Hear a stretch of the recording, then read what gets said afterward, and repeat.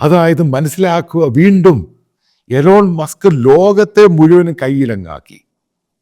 ഈ പ്രധാനപ്പെട്ട 3 യൂറോപ്യൻ രാജ്യങ്ങൾ പോയപ്പോഴും നിങ്ങൾ മനസ്സിലായിക്കോട്ടെ, എല്ലാം ഫാർ റൈറ്റ് ആണ്.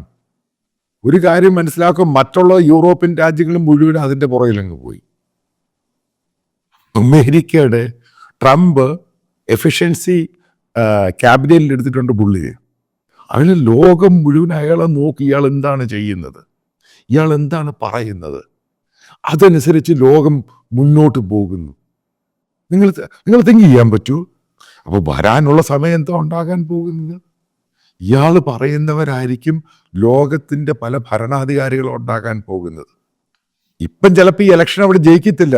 വരാൻ പോകുന്ന 10 വർഷത്തിനുള്ളിൽ, 10 വർഷം, നിങ്ങൾ ആ ബോട്ടം ലൈൻ എടുത്തോ, എലോൺ മസ്ക് ആരെ ഉദ്ദേശിക്കുന്ന അവരായിരിക്കും ഓരോ രാജ്യത്തിൻ്റെ പ്രധാനപ്പെട്ട രാജ്യങ്ങളിലെ ഭരണാധികാരികൾ.